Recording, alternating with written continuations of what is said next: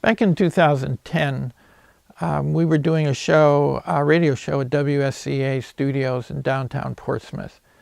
Don't Diss My Ability. Don't Diss My Ability is a show that would simply give a forum to people with disabilities to talk about their lives. We found they were very eager to do so.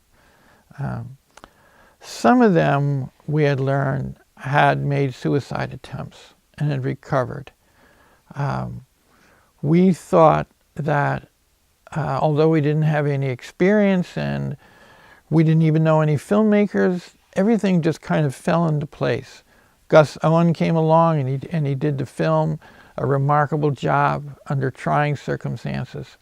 And so we did some pretty raw footage there. Some footage came out better than others. Some of the audio came out better than others. Now, in 2018, for the past couple of years, we've moved the show from radio to TV. Don't Diss My Ability is on PPM TV in Portsmouth, New Hampshire.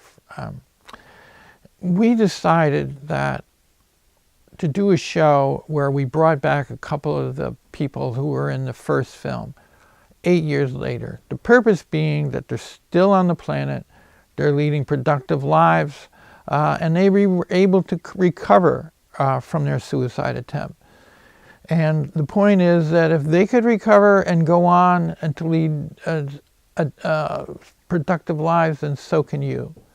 And so please overlook some of the grainy footage and maybe some of the audio and just concentrate on the message, which we think is very powerful and very needed in today's society, as you shall see from the introductions about statistics, about what's going on in the world and in our country. Thank you.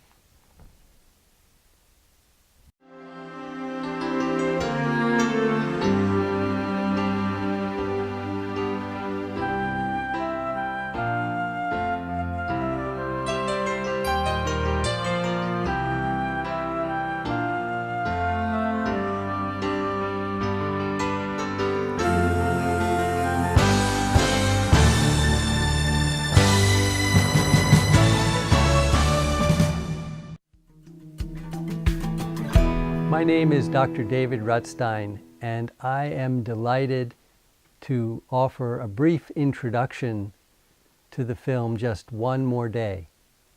Just One More Day is a very interesting film consisting of a series of interviews of suicide survivors and the implications to both them and their families as they led up to suicide attempts and what happened afterwards. This issue is a very serious and sad issue facing not only America but the entire world. Every year, 700,000 people worldwide commit suicide. And in America, it's about 45,000 people commit suicide. But how many people actually think of it? Turns out every year in America, 9.8 million people consider killing themselves. 2.4 million people actually devise a plan to do so. And 1.3 million people actually attempt to kill themselves in America every year. Of the ones that succeed, that turns out to be one person killing themselves in America every 12 minutes. Who does this disease mostly affect? Well, it affects everyone, all ages, sexes, nationalities, ethnicities. But the people most vulnerable to suicide are people who have pre-existing illnesses, either psychiatric illnesses, chiefly depression, but also physical illnesses, particularly chronic illnesses, cancers, long-standing lung disease, heart disease, paraplegia, quadriplegia, in other words, people who are paralyzed. People are at greater risk of committing suicide as they age. Most suicides in America occur as people get older and older. But it is now the second leading cause of death among young adults after motor vehicle accidents.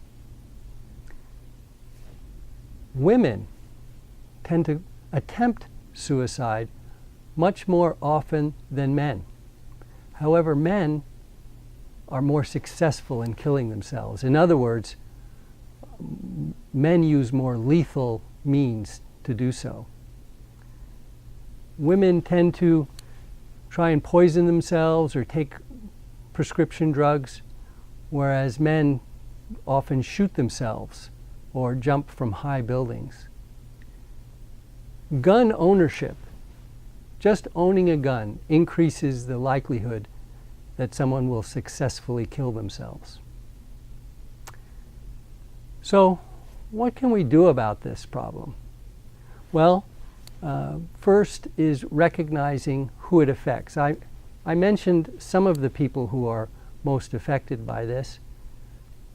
I neglected to mention that this is much more common among Caucasian Americans, as well as American Indians and Alaska Natives. But everybody is vulnerable to this, particularly when life deals us a certain blow. We talked about chronic illnesses, but even sudden economic downturns in a family, even the loss of a relative, even the loss of a pet is associated with suicide attempts. So recognizing who is vulnerable is really coming to understand that we're all vulnerable to this problem. Certain professions are most vulnerable. Policemen, for instance, have a high rate of suicide, probably because they're in stressful positions and they have ready access to guns. But also physicians and dentists, firemen. These people are also quite successful in killing themselves, sadly. So recognizing that we're all vulnerable, what else can we do? Well, we can talk about it. We can raise this issue in public fora. We can look for the signs of suicide in our friends and our relatives. For instance, people who express hopelessness and helplessness, and particularly those people who then go on to become isolated from others. That triad of hopelessness, helplessness, and isolation is a particularly worrisome triad. In addition, friends or relatives who suddenly start visiting their family out of the blue, or suddenly start making wills, or visiting clergy, or exhibiting some kind of end-of-life preparation. Of course, we need to be concerned about them as well. But talking to them and providing counsel may not be enough. Maybe those people also need to access some professional resources. Obviously, if you can get somebody to visit their physician or another trusted individual, that will be quite helpful. But even calling the National Prevention of Suicide Lifeline, established by the Centers for Disease Control, can help. The phone number is 800-273-TALK. That's 800-273-8255. And the website is www.suicidepreventionlifeline.org. I hope this has been helpful. I hope you find the film Just One More Day to be inspirational. Thank you very much.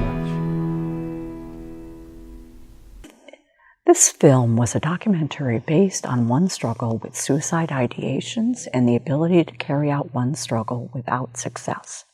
As a co-moderator of the film, it was a powerful portrayal of everyone's struggle to survive. Each person had a different motive for their ability to end life as they knew it, and struggled with the lack of participation in life with a disability.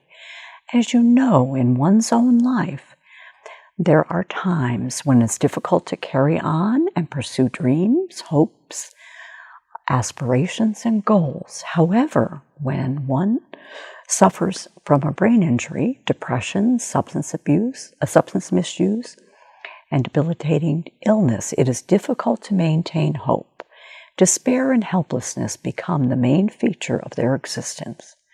During the film, it is imperative to define one's existence and their struggle to maintain hope. There were few people suffering from a traumatic brain injury. Traumatic brain injury occurs as a result of a traumatic event, which injured as a result of the event. A TBI is the leading cause of death and disability. A mild TBI is 100 to 600 people per 100,000 worldwide. Typically, people between the age of 15 and 24 experience the highest number of traumatic brain injuries. Males are twice as likely to risk a sustaining brain injury than females, and fourfold the chance of death. The brain injury is exhibited by several manifestations: cognitive impairment, short-term memory loss, language deficits, depression, judgment, rationale, sequencing, multitasking, and the ability to maintain a career. However, there are other deficits, depending on the area of the brain that is affected.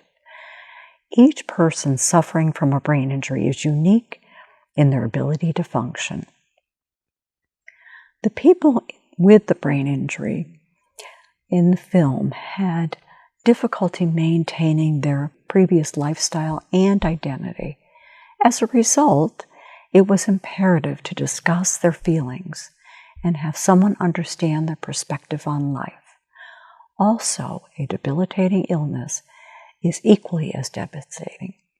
There were two moms interviewed in the film as well, and they were trying to look at life unfolding within their child's disability.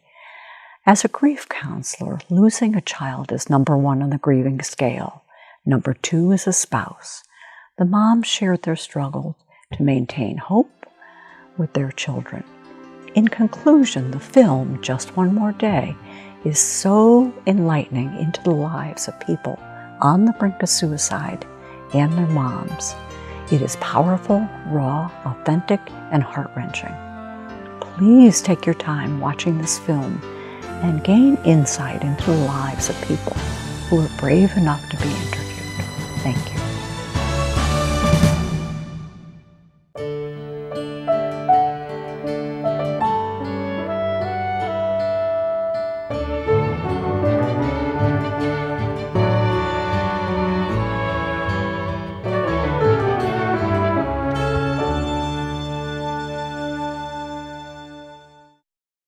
I'd like to go on and have Scott Pelletier tell his story.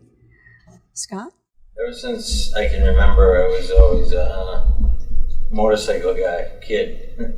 And when I finally grew up and could have my own motorcycles and stuff, I did. All the way up through my life, Harley Davidsons were my passion. I loved it.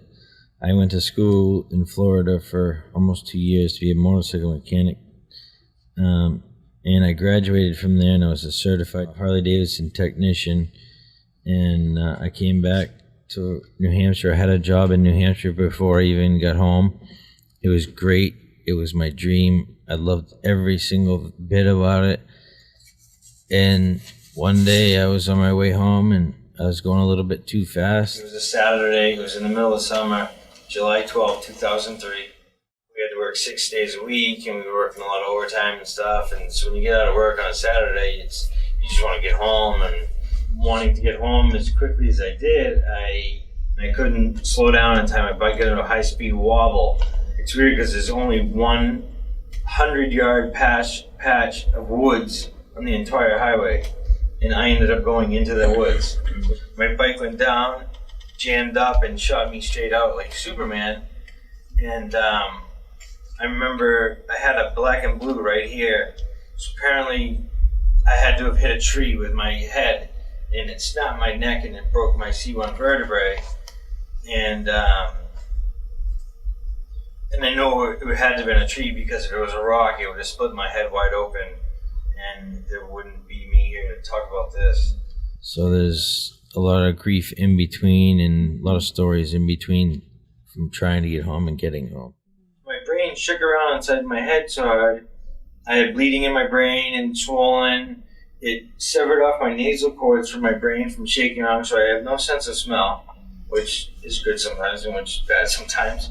I couldn't come back to my job the way it was. My memory wasn't as good. I had a lot of your life changes. It turns into a whole completely new life, and it's not a life that you wanted to change into. You know, it's change that you get put into. If someone has a broken arm or broken leg, you can see your cast. You know, so I mean, it's obvious that someone has something wrong with them or something going on. When you have a brain injury, there is no cast. People don't see it. You know, they look at me, oh, you look so good, you're doing so good. Well, no, I'm not. Because it's all inside your head. I just hated life. I lost everything. And it got to the point where I didn't care anymore.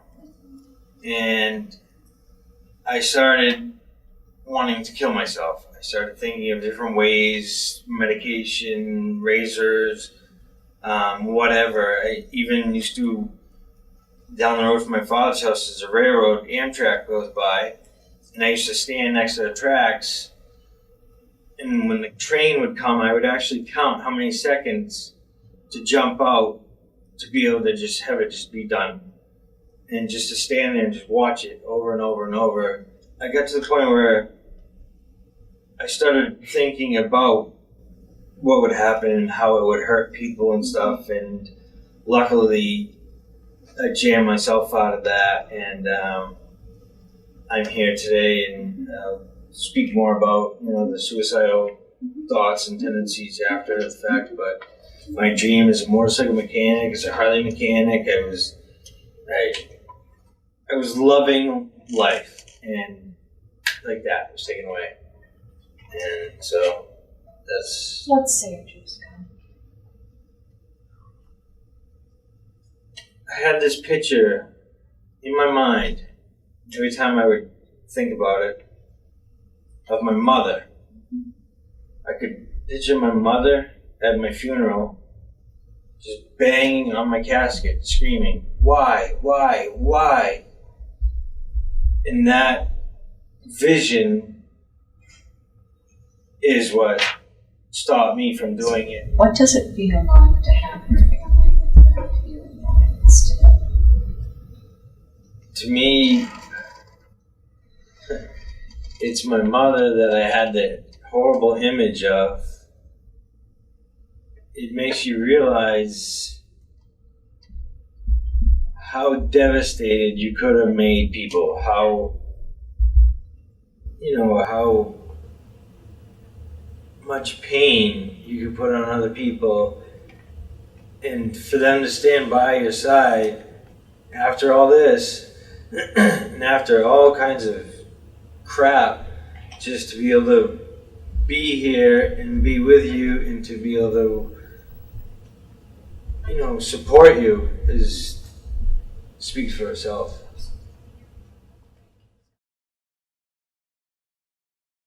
Suicide, I gave it a lot of thought this week. If my son commits suicide or thinks about it, I thought it would be like, oh my God, I don't even think I could live with the guilt. The guilt would be like, what could I have done to prevent this? How did we get here? What did I don't think that you could ever get rid of that. That would be over overwhelming to me. And again, how do you have a renewed sense of life after going through this, Laura? What holds you together? Well, just maybe I do have enough faith or whatever, and just God, my relationship's been really nice. Actually, this whole accident has brought Scott and I closer. Sometimes I didn't know he loved me as much as he does, or he says all this and that, because I think he bugs everything I tell him. You know, he's an only child, so he's your only child. I hope he is listening to me and never does anything, because I don't know what I would do. And so it's just a lot of emotions, and you really, really, really do say that you just have to live one day at a time. Mm-hmm. And that's a great message that you would send to people. Oh, absolutely. Yes, I would. Yes. Thank you. Thank you.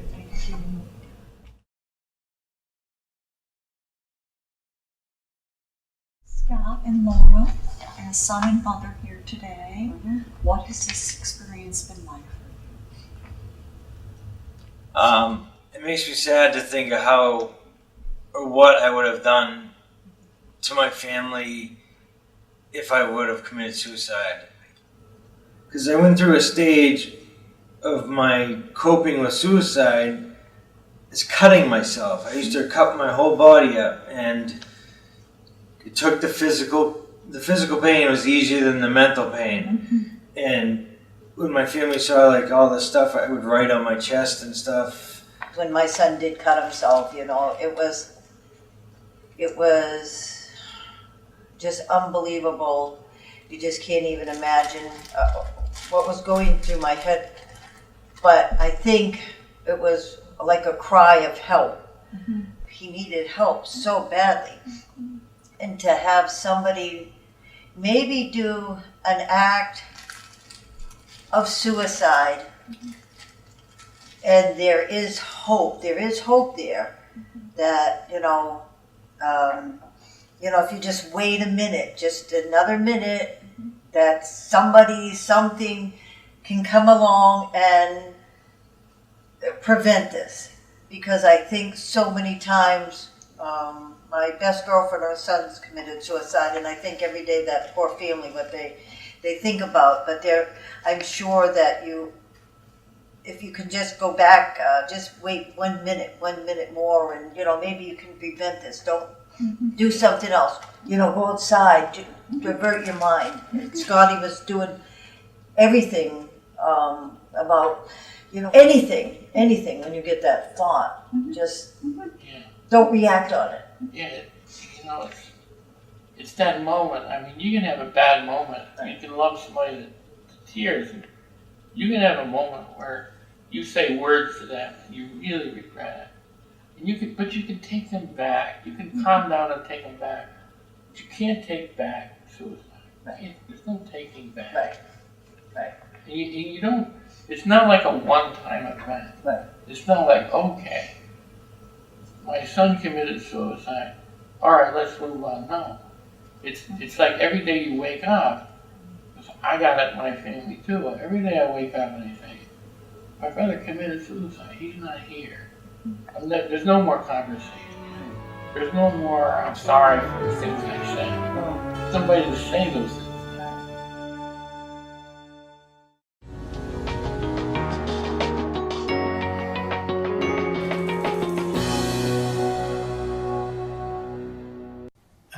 I'm Rodney Tomanio. This is Don't Diss My Ability. And on my right is...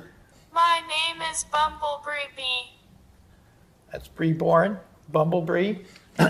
We'll get into why it is that she has to use a speaking device. On my left is... Jim Scott. Okay. And are my co-host or one of them? Pamela Sollenberger. Yep.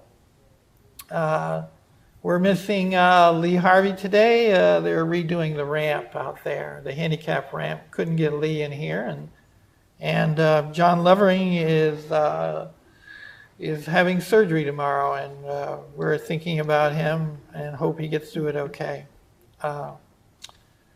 this may be one of our most complex and ambitious shows that we've ever done, I think. We have to give you a little history.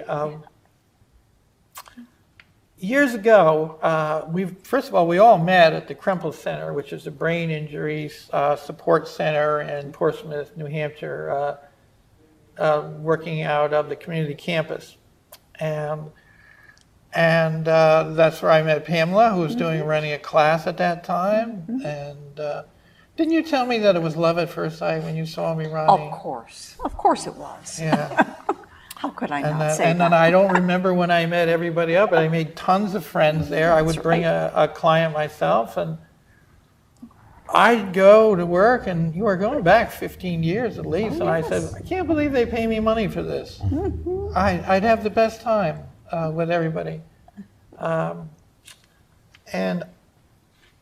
then crazy stuff, and I think I've told this story on the air. We ended up with a radio show with me and another couple of people with disabilities. Doesn't make any sense, but we were on for 7 or 8 years. Pamela at one point came on board. Lee Harvey, as I said, couldn't be here today. He came on board. And then I don't remember, unless you do, Pamela, where we got this idea of making a suicide prevention film. Do you remember? Bree remembers? Yeah, well, type it out. Type it out and then give me a high sign. Was it your idea? I didn't think so. Was it both of ours at that point? I just don't know. But if I think it was Ronnie's idea. And I know where the genesis of it is I was at a staff meeting and I said, there's some amazing stories here. And there was amazing stories about people who had attempted suicide and recovered and went on to lead meaningful lives. And Jim and Bree are in that category. And for me, just the fact that they're here 8 or 9 years later, wherever it is, and they're leading meaningful lives, is already, the purpose of the show is already a success. They're here. They haven't given up. And that's the major point. You want to say something, Bree? Bree wants to say. Go ahead, buddy. Pamela wasn't working with you. No, she wasn't working with me. I was working with a client. I don't need to give his name, but I was working with somebody. But I met her right away, and I liked her right away. She used to say something about the class she used to give there. I facilitated the transitions group. In the beginning, it was a grief, loss, and transitions group. And then it changed to a transitions group for many years. I was there 15 years and also facilitated the caregivers groups for the families and individual counseling for people who needed that. Yeah. It was a wonderful program. It was. And I remember I was at a staff meeting for the company I work for, and I just said that, I was thinking of making a film. We had the show. The company was a big supporter of the show. They still underwrite the show. And I said, I'd really like to film it. And the director at the time says, well, I know somebody who can film. Well, you talk about unlikely stories. So he came to the studio, but he didn't realize that he was actually filming the show. So the camera wasn't that great. It's one of the reasons why we want to remake it. Some of the footage is really good and clear. And again, no wise, mature person, no adult stopped us. So we just made the show that's, some of the footage is at the radio stations in Portsmouth. And then we filmed at the radio station, private rooms, and then we went to the Krempels Center and we filmed there. We're going to show a little segment of that was made with Janet Scott, Jim's mother. So we're going to show that halfway through. So it all came together. We made this film. We showed it at the Krempels Center. And I don't know, it might have been too jarring. I remember some of the friends coming out of that really shaken by that film. They were. But it, you know, They were. hopefully it did some good. So this is, hopefully we're going to use some footage from today, maybe some other filming during the summer when we're off. This is our last live show. And then come back with a finished product sometime in the fall. So what we're going to do is talk about, first of all, we're going to talk about how they got hurt, because the suicide, they're not disabled because of the suicide, Jim and Bree. The disability came first. And and I don't want to single them out, because I think if you have a severe disability, I don't know what you think, Pamela, but that thought is there. Oh, yeah. Life's hard anyway if you don't have a disability. Absolutely. But if you're struggling with a severe disability, there are times you want to give up. That's right. And That's where that hopelessness comes in. the hopelessness, and there seems to be one critical moment, and you guys can speak to this, where Right. you know, where if you can get by that moment, you're okay. Right. And we've heard that story before. So I'm going to ask Bree if she's ready. If not, I'll go to Jim. So I'll go to Jim, and then we'll come back to you. Talk about your injury that caused a disability. Go into that. All right. Take your time. So I was 23. I had just graduated from college. I was home partying. I have a history of alcoholism. And I was at a party in southern New Hampshire, and for whatever reason, I had someone I was getting a ride from someone, but I left. You left in your own car. Yeah, my car, well, my dad's car, but that's the point. But and I drove off the road, and it was a really bad accident, but I lived. And this was, I mean, the good thing is, if there is a good thing, you didn't hit another car. You went off into off the roads, the woods yourself. Yeah, it was July 4th, 2006.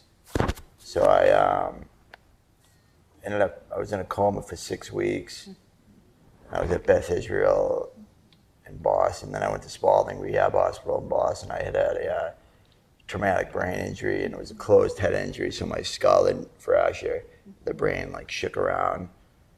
Primarily, I had the bleed and the damage was primarily in the frontal lobe, but it was diffuse, so it was all over the place.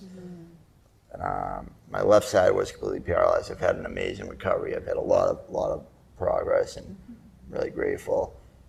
I've always had a little bit of depression, and then all of a sudden I went from like able-bodied, very active, athletic, young kid, 23. I was going to work in finance.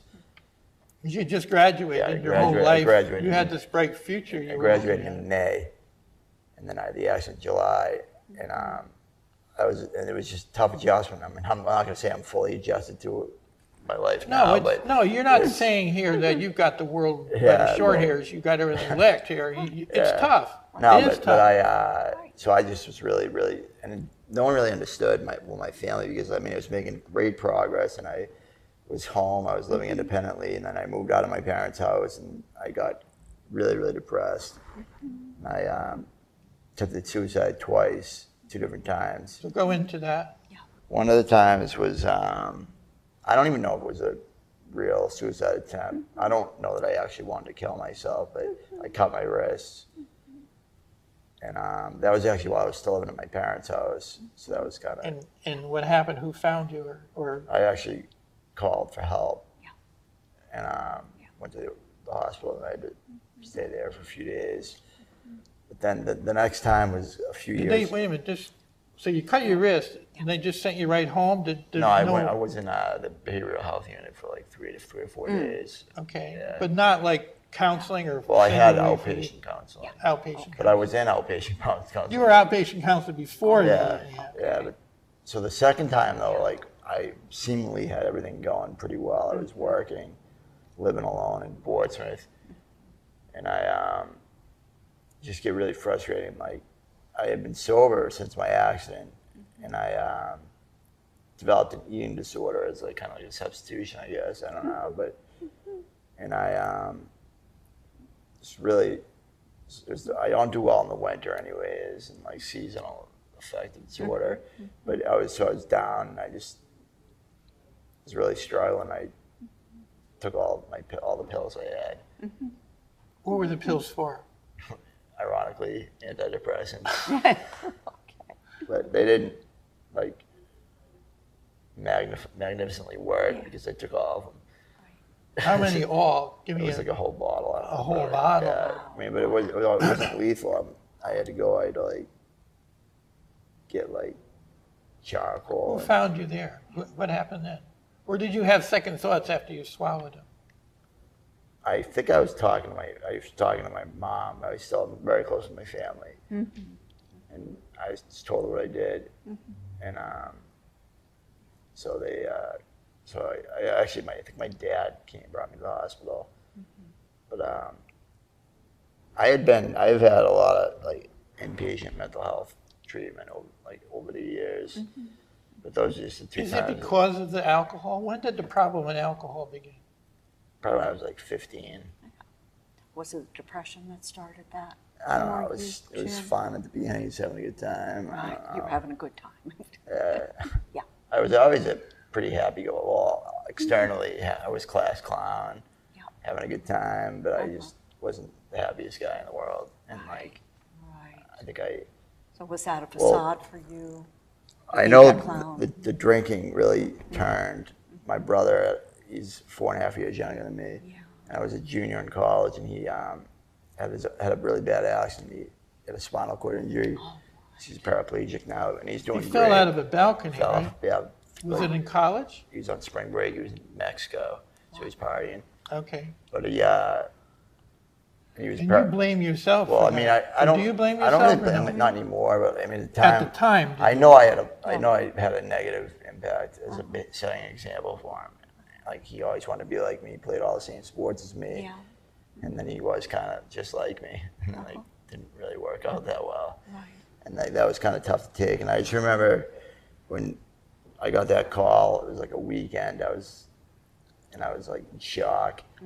And like, it went from like drinking, having a good time, partying with my friends, to like drinking to blackout and not even think anymore.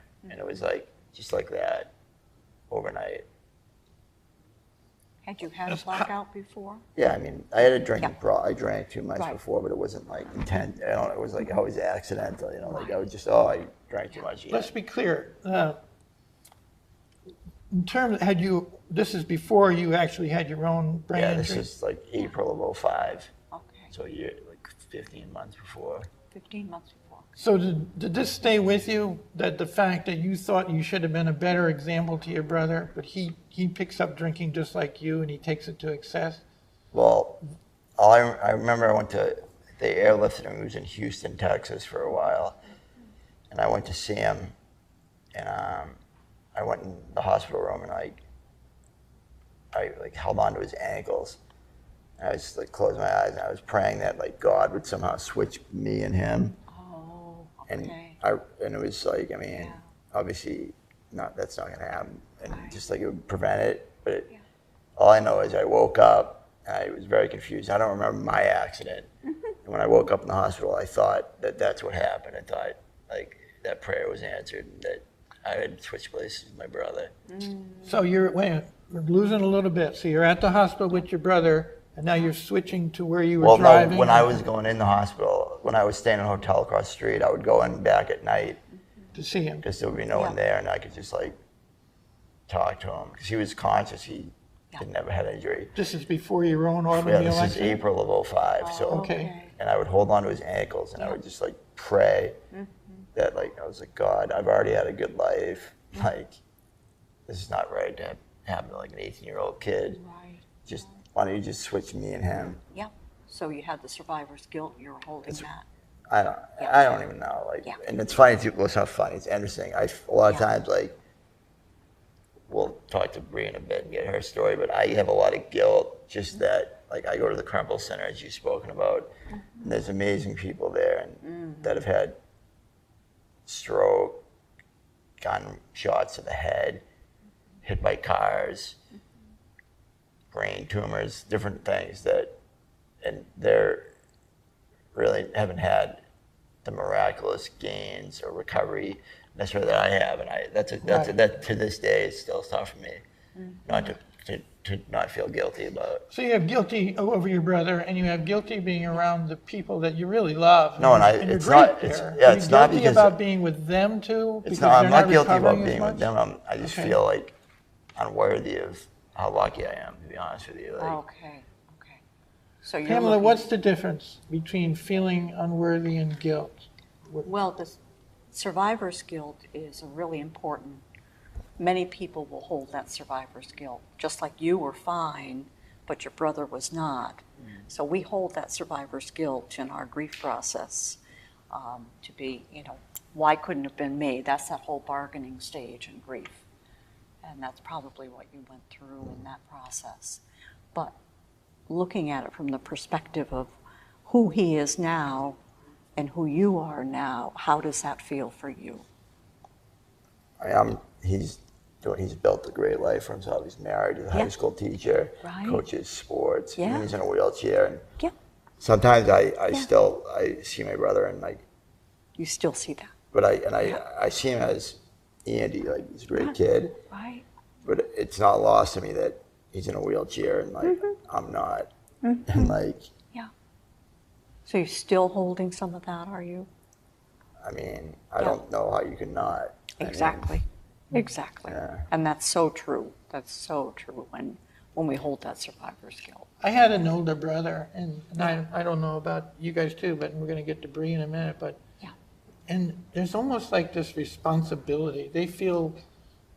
My mother would tell me that he would always look after you, and he would make sure you got to the right place at the right time, and all of that. And there's that. You feel that. You felt that responsibility. Oh, of course. Maybe it's just that's how we all are. Right. When we have with our siblings, the older and the younger. That's right. And you were the baby as well. I was. Yeah, and you were the middle child, Jim. Yeah. You don't need to remind me. Oh, sorry. No, I don't need to remind you. We're going to go to Bree, but I've seen you at Krempels in groups. You're really good at groups. I've often thought that you should be a group and leader. I love it there. Jim, you're doing but wonderful. before we hear Bree's story, I'll just ironically mention this. So when I went to Krempels shortly after I got out of a hospital, and not for like a psych ward. And I went to Krempels, and I was really, really depressed. And I remember I met Bree. The first day I was there, this is November of 2008, so 10 years ago, coming up soon.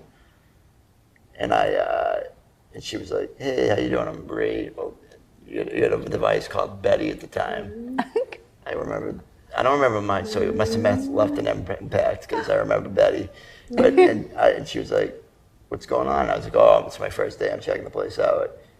And she's like, "Oh, so did you have a car accident?" I'm like, "Yeah, I was drunk driving." And I'm like, "It sucks." And I was saying how I'm kind of depressed and I probably should have died or whatever. I just remember you said to me, "How can you be mad at yourself? I like you and you seem like a nice guy."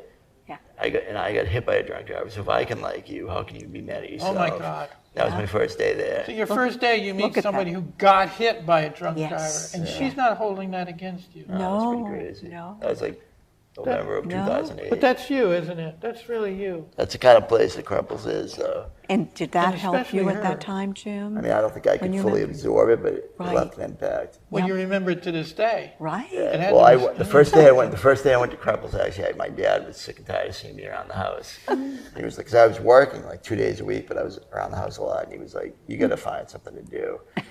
So I was like, "All right." So I was like, I'll volunteer at. I'll find something. So I looked for a brain injury program I could volunteer at. So I had no intention of joining. Oh, interesting.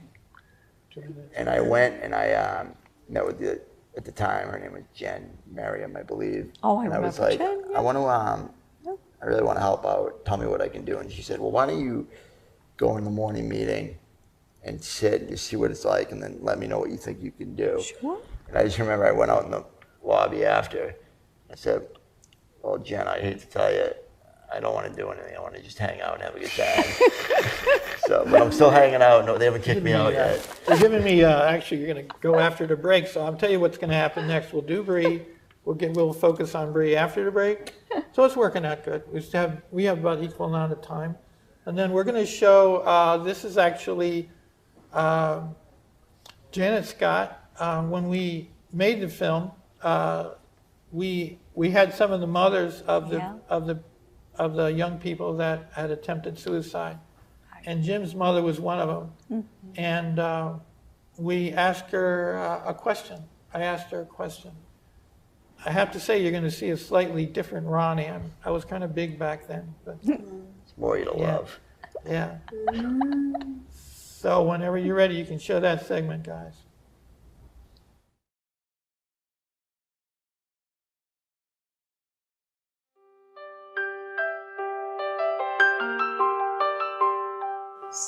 Both of my sons had horrific accidents. One car accident and one a fall off the balcony. It's been difficult to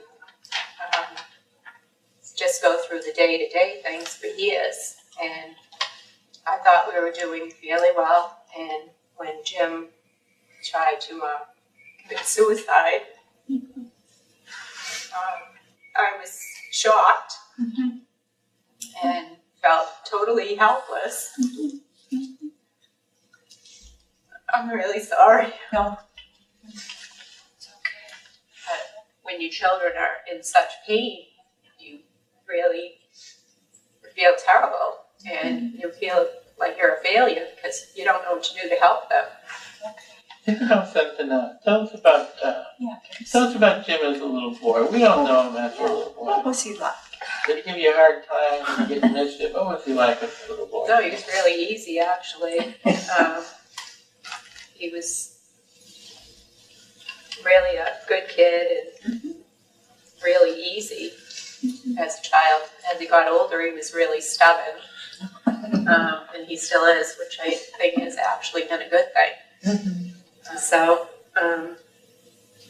we just kept trying to encourage Jim to just live in the moment, get through the next hour, get through the next day, and that hopefully things will be better tomorrow. How do you get through the day? Where do you get your strength? We have a lot of faith. What would you say to a mom who's facing this? What kind of courage would you give her? I think just to encourage them to just hang in there and believe that it will get better. Has it given you a whole different perspective about life? Oh yeah, certainly a much greater sense of appreciation for everything. Gina, right now, how do you feel about it? Right now? Very proud. Oh, yes. Thank you both for the message you're sending. Thanks. You know, this is incredible. Again, it's the courage, and it's the strength, and the hope that you're giving others. Anything you want to say to your mom? Thanks for being here. Thanks for everything. You're welcome. It's your back sore from carrying me for 28 years now. Yes. All right. Okay, but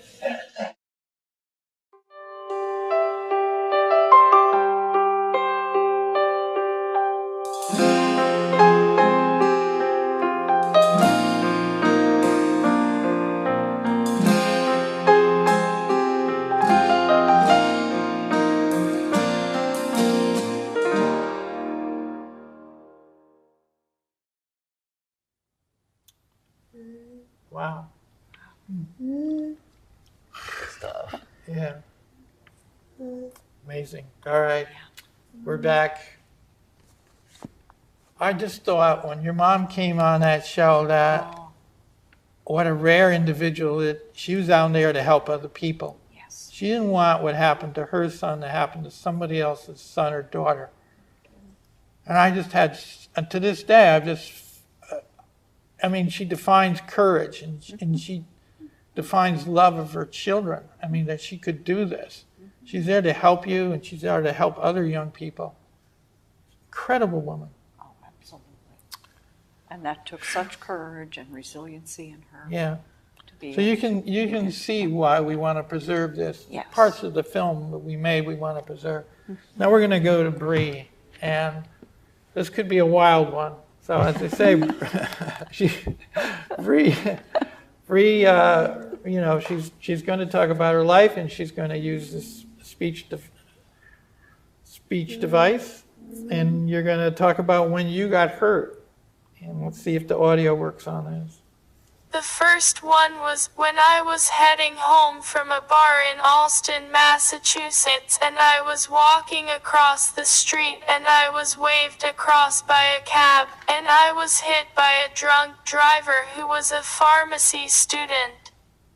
I don't remember it because I was out for the count in a coma for almost 3 months.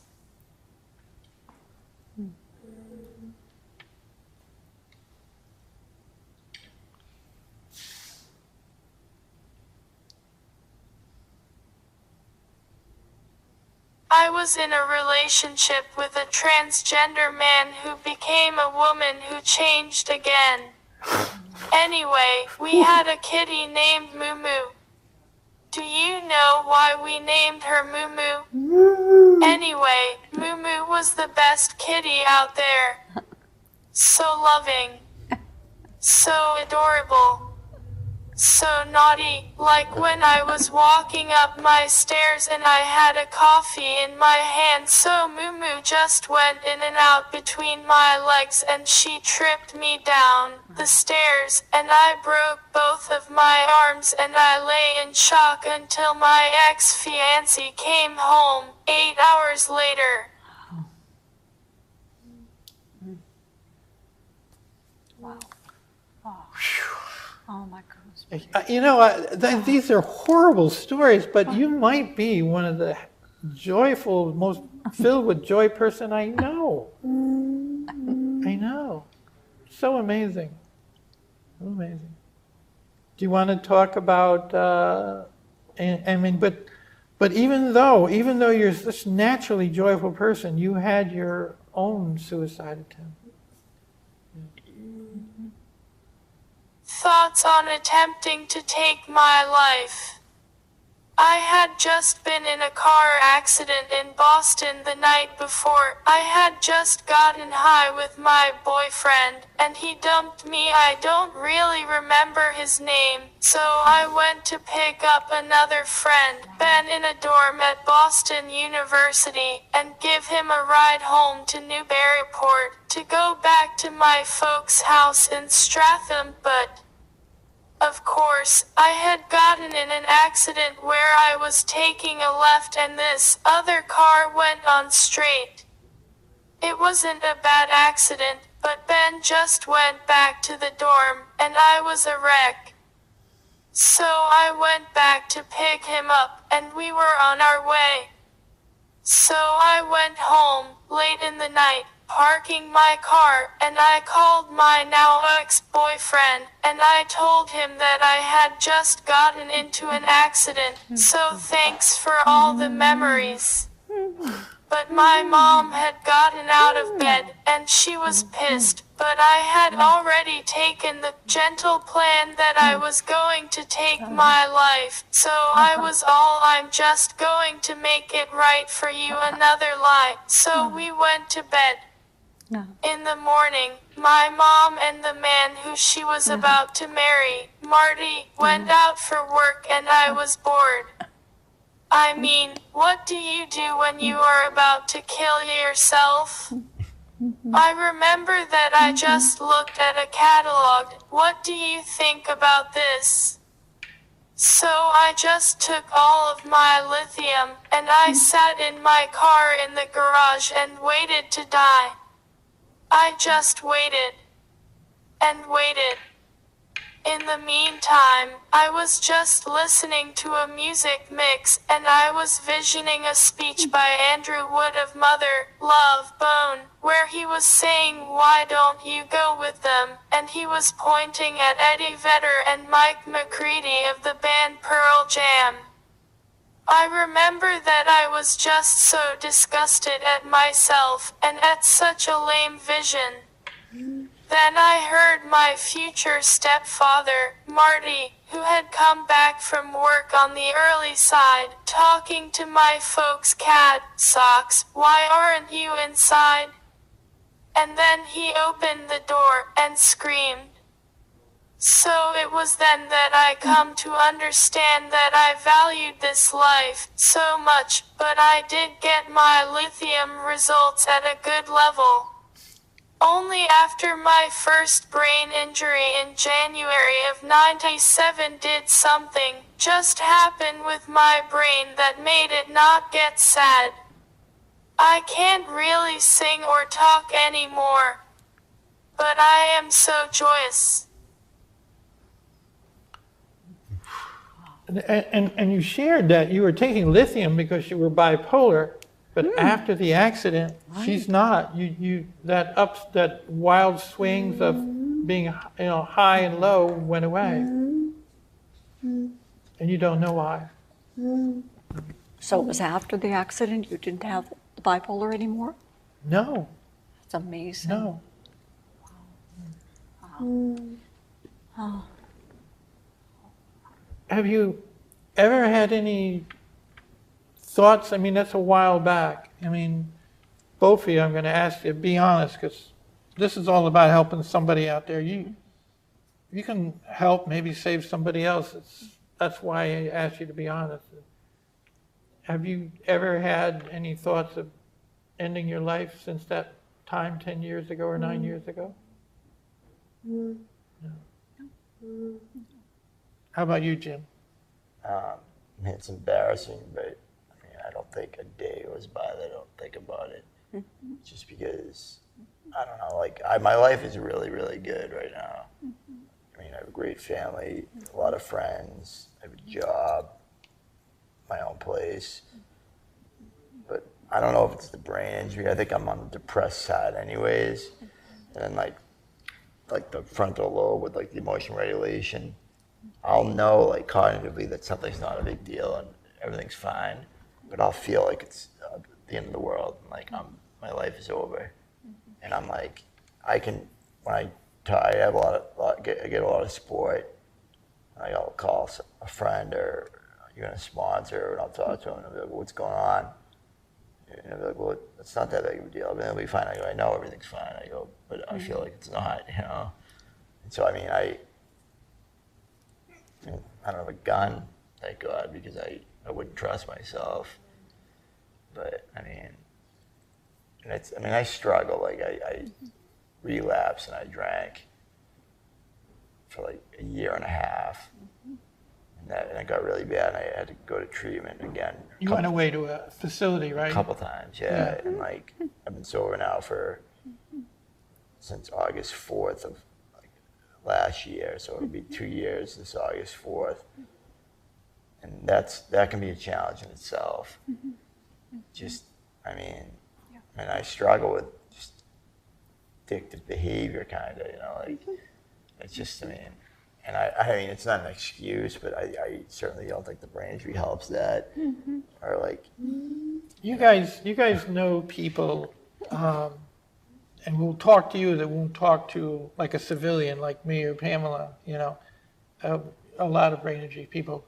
What you're saying about that you have these thoughts about ending your life on a daily basis.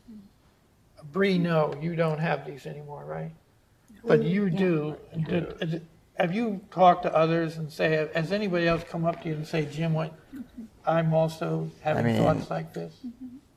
I'm very friendly with a lot of the members, Krempels.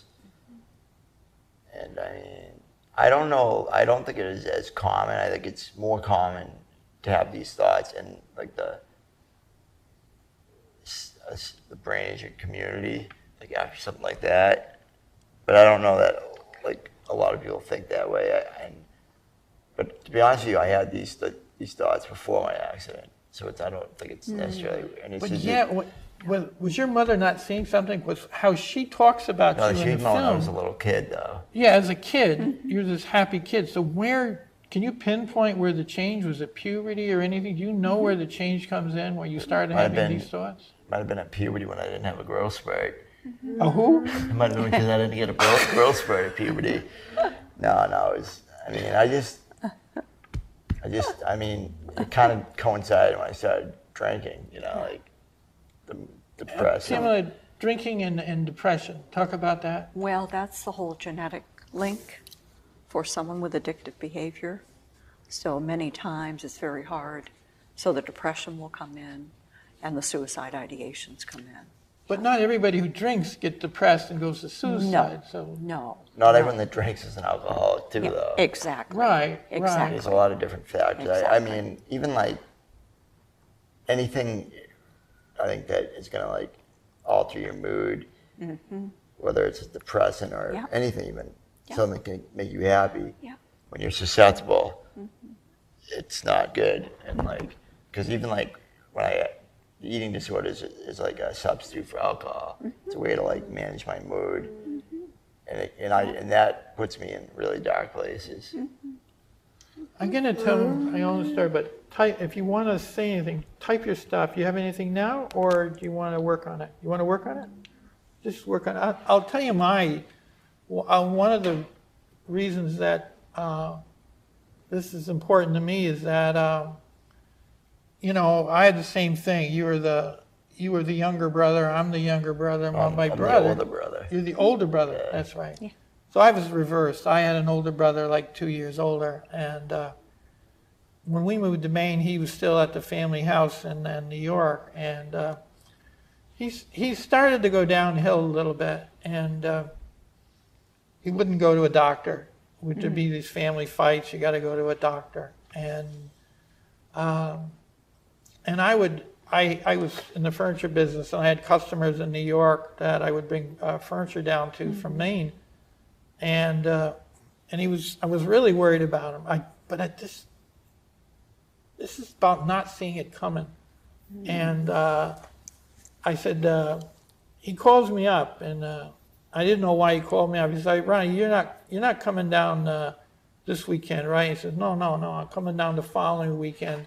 Because he's like, I need a new chair. I said, yeah, I'm going to bring you another recliner. He says, oh, it's great. So I didn't know why he said that. He wanted to make sure that I wasn't going to be there that weekend. It was not the weekend that I was coming. And so the next thing I know, I'm out with my family, and I get home, and I think one of my daughters said, there was a doctor who rented the downstairs apartment from him. Office, and she was calling all morning. My younger daughter, I don't know how old she was, teen maybe, and she said, you got to call Dr. Ann. She says, all right, what's going on?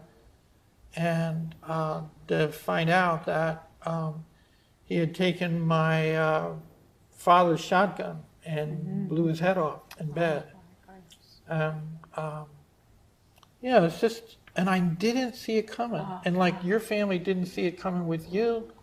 And I don't know if your father or mother saw it coming with you. Right. It's just like you feel so helpless because you go back over it. Could I have done something different? And there was nothing. It's nothing but going and cleaning up a mess, seeing pellets in the wall and amazing. So it's like you can beat yourself up and say, I could, coulda, woulda, shoulda, if I did this or did that, but I couldn't do it. I couldn't do it. Yeah. Did you feel like Jim with the survivor's guilt?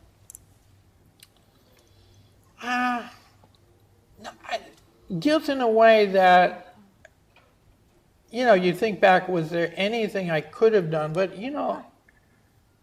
the answer for me was no, there was nothing I could do because he wouldn't go to the doctor. He was totally against it.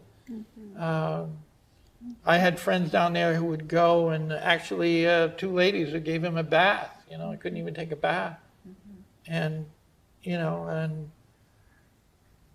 but he was stubborn. He was in the hospital for like 3 or 4 days once. This was before, and I went back. I drove down from New York.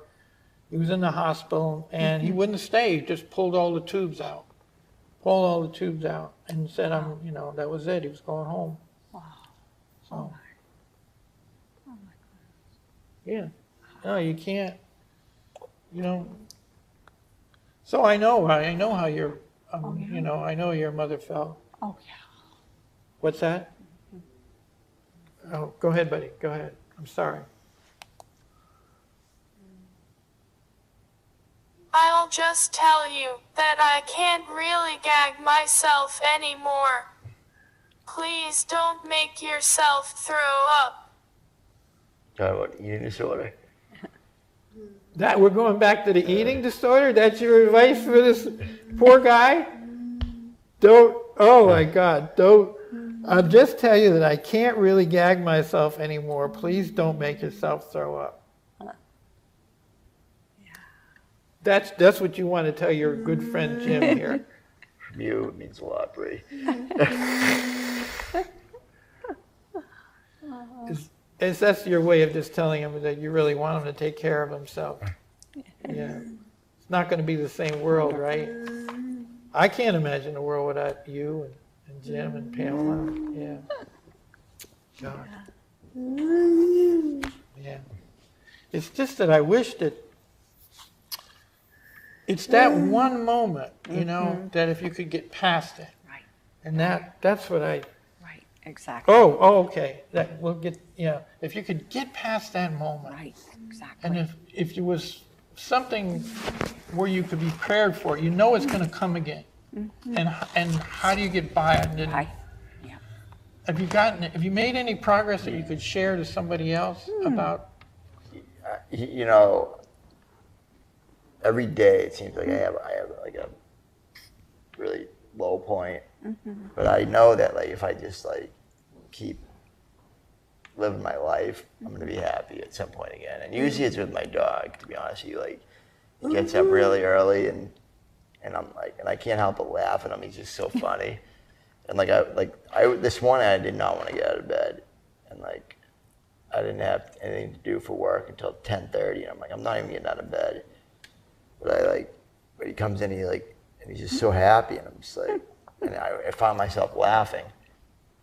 And I take him out, and he has to pick up every piece of trash in downtown Portsmouth. I have to fight him for it. So Portsmouth should be paying me. He loves the weekends because he makes a killing at Gillies. What does he make? What does he do? He eats 40 empty hot dog boats. But he loves it. And I laugh at him, but he's funny, and so it's hard. And I love to play golf. So there's a lot of things I love, and I have a great I love when I'm at Krempels. I love it. It's just getting to there, and the times that you feel like you're gonna feel like that forever is to know that you're gonna have that good moment again. Yeah. It's really tough, but and that somebody's got to take care of this dog. You're living alone, right? Yeah. That's a big thing. Yeah, so that's one thing you can do. Pets are wonderful like that. Right? Great, And that's unconditional love. Craig Worth, who does a segment at the end of the show, is a good friend of the show. Sadie? Yeah, Sadie. He has what do they call a therapy dog? A little tiny. That people love there. Oh my God. Sadie has a identity crisis because on Mondays, Sadie comes to Man Cave. Only men are allowed to go to the Krempels Center. What's Sadie's name in Man Cave? Emotional. It's Buddy. Buddy. So on Monday, she's Buddy. Normally, the dog's real name is a tiny little dog. Sadie. Yeah. And it's allowed there because it's a therapy dog. So cute. Normally, she's Sadie. She is a she. But in Man Cave, he does a men only group. In the men only group, Buddy can only go. Buddy can go, but Sadie can't go. But Buddy's an honorary member. And they go crazy over this dog. Yeah, she's great. Oh boy. Do you have a pet? Do you have a pet? You still have Momo? No. No. Momo is no longer with us. Oh, okay. Yeah. Anything you want to say? We're getting down to about last minute and a half. Oh, yes. Yes, you got to show these. Hold that one up, Pamela. Are you going to hold it up? Now, what you've learned there is weaving. Yeah, right. Yeah. Yeah. Been doing I can't show you, but Beautiful. Bree's actually weaved my underwear. I can't show you that on the air. But Oh, no, right. it scratches a little bit. Well, if you're saying that's not true? Well, you let me down here. I'm hanging dry here. That's the last pair I'm letting you make for me. That's it. But I love the colors in this. I love the colors. Wow. I know you do these on these little looms. They have a name for it. Sayori weaving. Sayori weaving. Sayori weaving. Neil. Okay. I'm going to introduce John Lovering. He's another gentleman here who's going to tell us his story. As I'm listening to these folks, I'm a bit embarrassed. I had everything in the world to live for. I had two little girls. I had one who was 11 and one was 4. I had a loving wife. And what happened to me was in 1982, a long time ago, I developed a tumor on my spinal cord. And as a result of that, I was paralyzed for about 14 months. And during that, I was paraplegic. I was a school teacher. I went back to teaching out of a wheelchair. And in November 11th of 1983, I had a call from the doctor telling me that the cancer had spread to about 13 places in the skeleton. You have a broken rib on your right side. The tumor had eaten through a rib. I had a pain in my side, but I had little feeling, so I didn't really know that it was broken. I had one behind my eye. I had them on my arms. I had them on my thigh bones and my legs. And to me, I was a biology teacher, and I majored or minored in medical technology in college. So I'm not stupid when it comes to that kind of stuff. And when I heard that message, I said, this is it. I'm not going to make this. I guess I got really selfish because I was feeling pretty bad for myself. I had a plan. On my way home, I went over 95 and went by the bridge that went into the Merrimack River. And at that time, there was no barricade on the end of the bridge. It was open. And so I was driving up 95. I had a little Nissan station wagon, which was a 1977 4-cylinder car. And my plan was to just drive off that, just take a right and go off the bridge into the Merrimack River. And when I got to the bridge, I was traveling about 75 miles an hour, and a car passed me on the left side and pulled right in front of me. And there was a trailer truck behind him. I was boxed in as I was going down 95. I went by the end of that bridge so fast that I couldn't make the turn. I would have hit the car in front of me, and I didn't have an alternative plan. So I went home. So were you aware of the consequences of being on the brink of suicide at that point, John? No, I wasn't. It's all consuming. The fact that you're about to commit suicide, you don't think anything about anyone else but yourself and what you want to do at that point. I think if you did, probably people wouldn't be committing suicide as much, because in the long run, we know that it's not the good thing to do, obviously. So, but no, I wasn't thinking of it.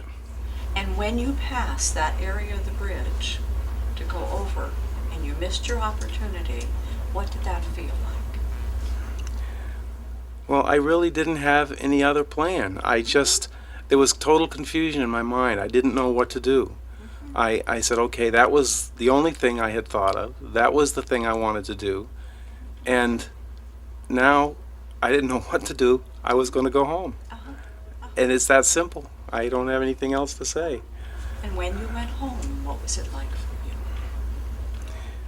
Well, when I got to the house, my wife came out. She helped me get out of the car and got my wheelchair and so forth. And we got into the house, up a ramp.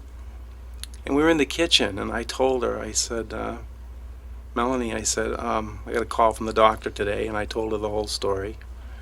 I said, I've got maybe 12 or 13 tumors in my skeleton, it's metastasized.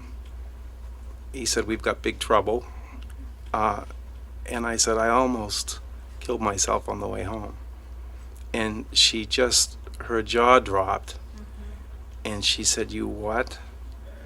She said, how dare you even think of that after all that we've been through, all the work that we've done together to get you back to this point? How could you even think about doing that and leaving me and the girls alone and ending your life? She says, I can't believe it. And she said, you remember your Aunt Clara? This was I had an aunt that her husband had committed suicide 30 years before at that time.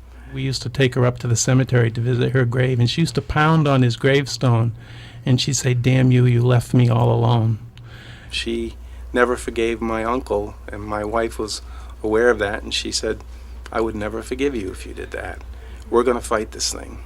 And she is and still is a very gentle woman, but I saw her determination.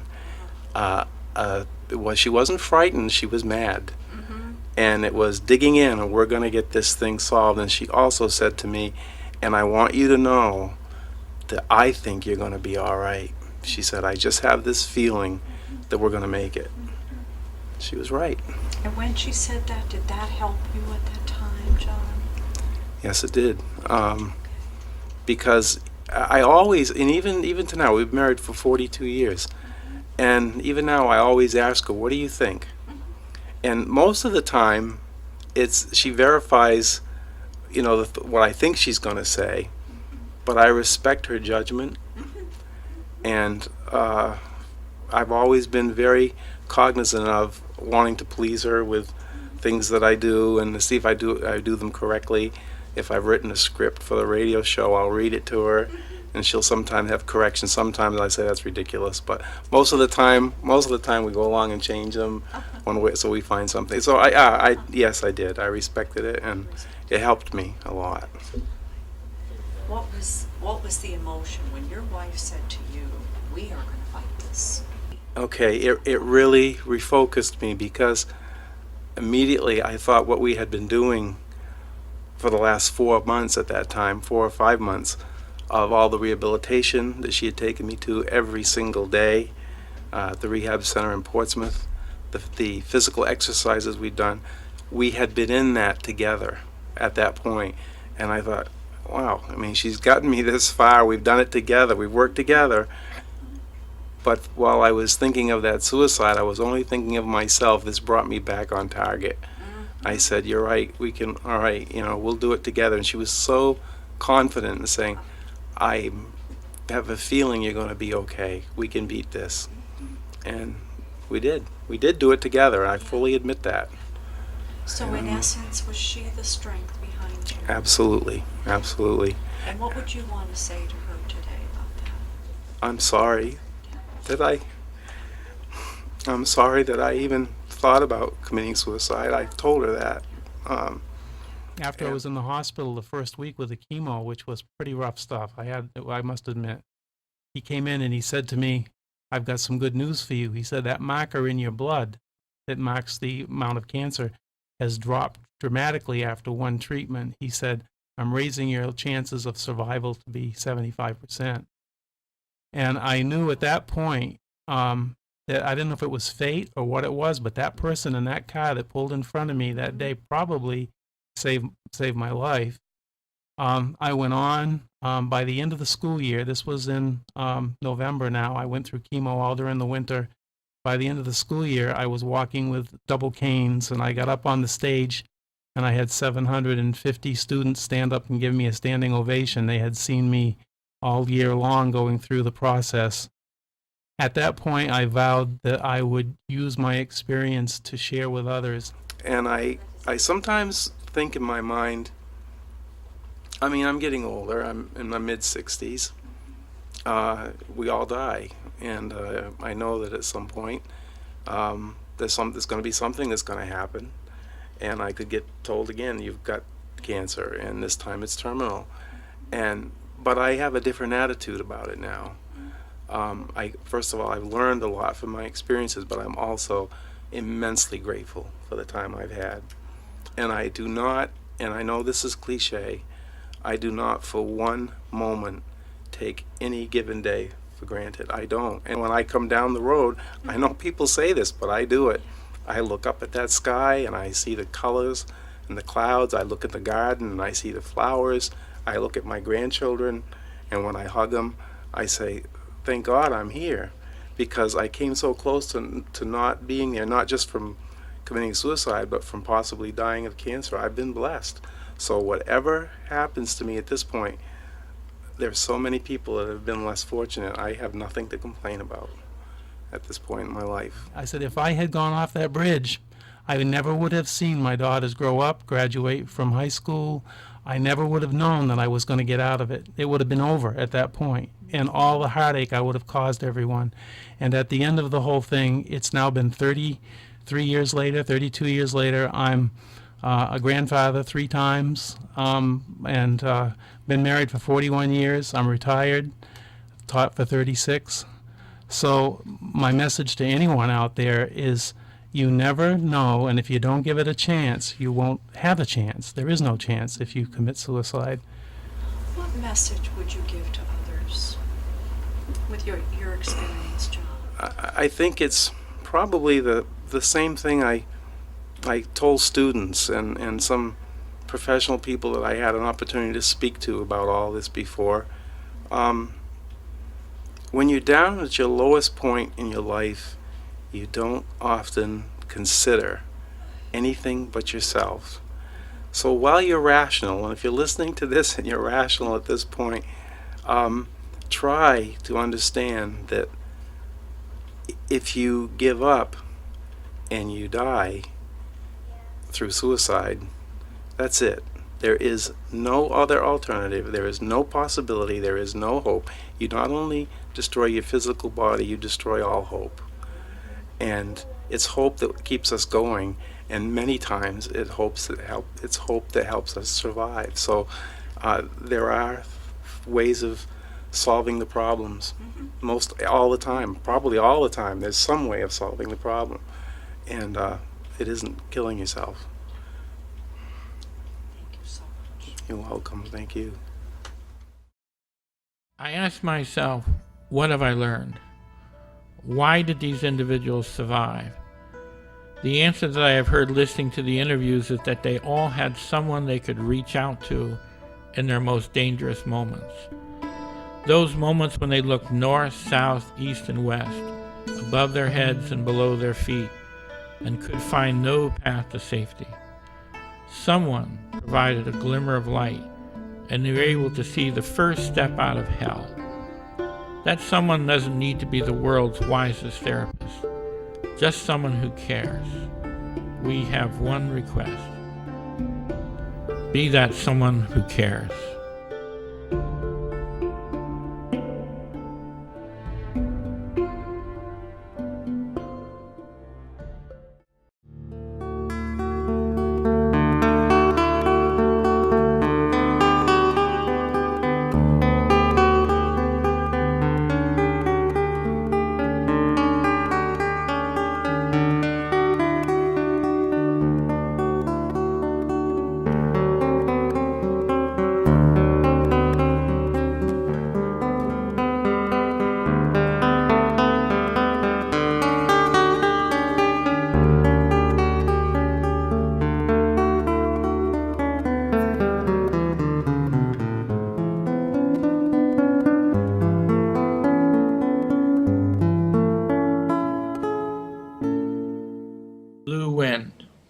A blue wind blew through his life. The calm never came. Each morning it howled and he howled back. But no one heard. Not even the people who had surrounded him all his life. In the end, there were 4 silent walls. I don't remember the color. It could have been blue.